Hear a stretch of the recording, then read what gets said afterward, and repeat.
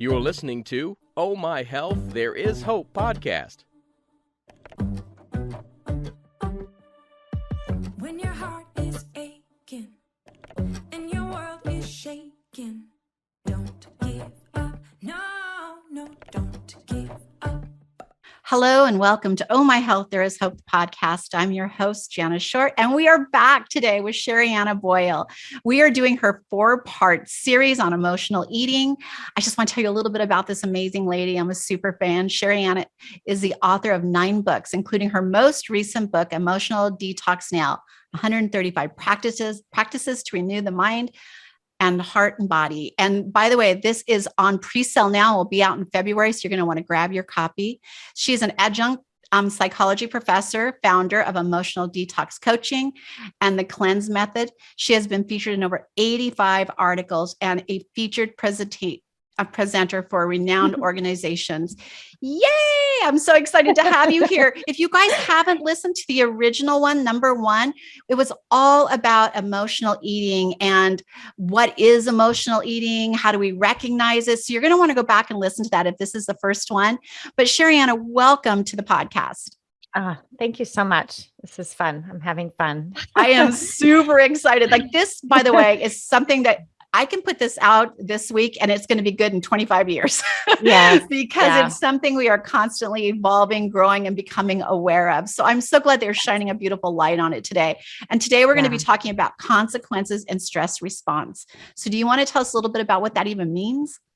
Sure. Well, you're talking about some of the causes, like there's causes of or contributions, we could call them, to emotional eating. And then there's consequences when it becomes a habit. And so I really want to talk about how we learn. I think it's important because when we're children, we learn a great deal through imitation. Most of what we learn is through imitation and through modeling.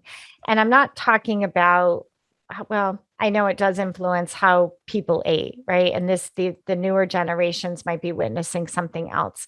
I grew up in a family that was we had a family business. And so family dinners really didn't happen unless it was a holiday. I know some people have the privilege where there's always that beautiful family meal there. And I try to do a little bit of both as a mother myself now. But I'm also a working person. But we do observe, right? We observe how people eat. You know, do they eat in their cars? Do they eat on the go? And we watch that as children. And we also observe how people manage what they feel. You know, what did they do? What did they turn to? You know, I wrote a book years ago, Jana. It was called Choosing Love. And I told a story of how I came back from college. And back then we didn't have cell phones or selfies or anything. And I walked in the door and I had gained literally 30, 35 pounds when I was in college. I did more than the freshman 15, put it that way. And the first thing my mother said to me, imagine opening up the door and seeing your child 35 pounds heavier. Plus I dyed my hair black because I thought it would make me look thinner. So I was a sight, put it that way. You know what she says to me? Would you like a cookie? That sounds like my mom.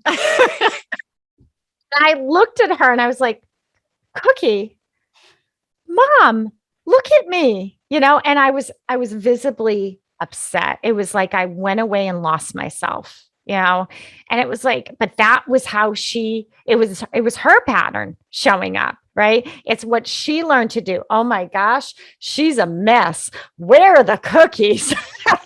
Right? And so much, again, of emotional eating is learning how do we handle those moments, and we observe them and we interact. The other causes of emotional eating are trauma. I don't think we can have this conversation without talking about trauma. And I define trauma similar to the author of Body Keeps Score, and that it's anytime you were scared stiff.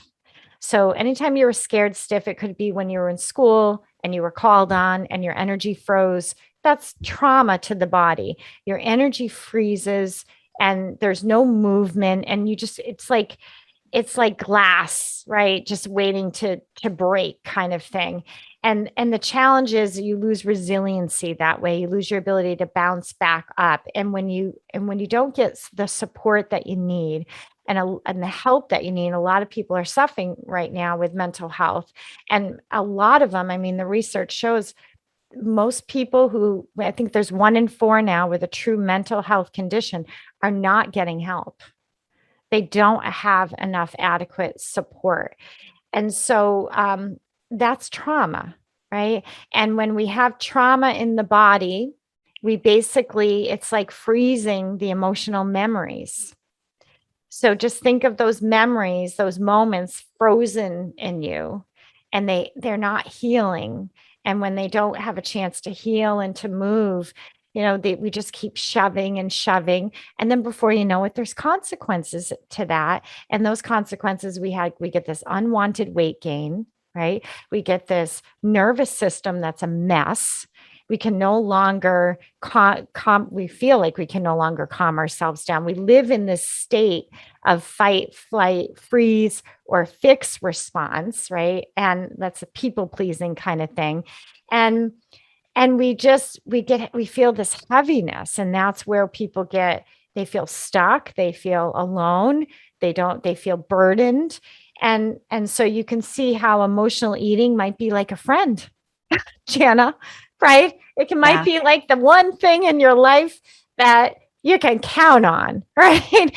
The food, at least it's there for me, kind of thing. And again, it's not about the food, but I hope that you have some compassion for yourself if you're feeling this, if you're feeling sort of you've been through some trauma, whether it's a divorce or a breakup or financial trauma, and you're trying to get yourself, it totally makes sense why you went to food. Totally makes sense. And so it's not bad and it's not wrong, but it gets out of hand.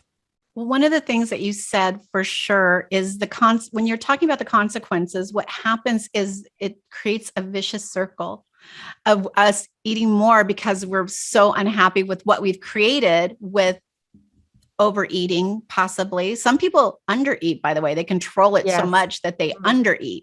So when she's talking about emotional eating, that doesn't necessarily mean overeating. It could be withholding it from us for whatever reason that we're doing. It's that also isn't very healthy for your body. So I love that when you talk about emotional eating, it literally, again, if you don't address that root cause, it becomes this vicious circle that just keeps spinning out of control. Yes. And that's called restrictive eating. And that's where it can get into maybe even a little disordered eating, or, you start to walk that fine line, right? And sometimes even, there's overeating and there's even over exercising, there's that. And the point is, it's the adrenals that just get burnt out, right? With this kind of lifestyle, and you lose steam over all of this. But it's self-esteem is a big thing, in terms of what can happen to people. You just don't feel good about yourself. And a lot of people feel like they lack purpose in those states. They lack contribution. The relationships start to fall apart. You see intimacy get affected by all of this. And we're not trying to make you feel horrible if you're feeling like you're an emotional eater, just so you know that. We're not trying to make you feel worse, but we're just trying to have you think outside the box. So right now you might think to yourself, well, this is my thing. It's my issue. But, I'm going to gently wake you up a little bit, because it's probably is impacting other people, right? Because whenever you get into anything with an addictive quality, it does impact other people. And I was there. And one of the things that happens with emotional eating is it can be a denial system.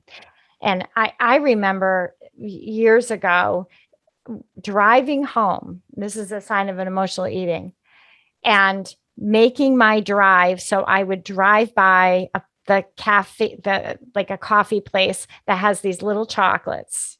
And at first it seemed like, I just, just nice little treat for myself, right? That's what we do. We reward ourselves. It's my time. I don't have my kids. I'm going to have my little chocolates. But then it became where I'm thinking about it, and I'm making sure that I have time to drive.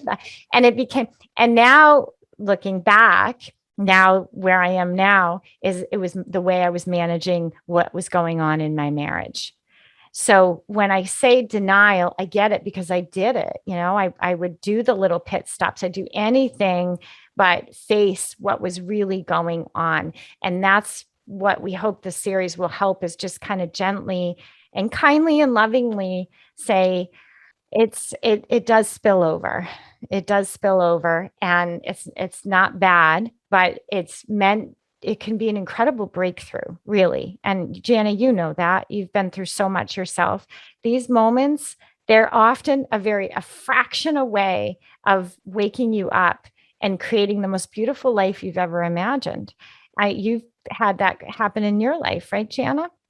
I have, I literally have, but what a lot of people don't understand is I totally was an emotional eater. When I look back, it again was a coping mechanism to either dull what was going on or just not face it.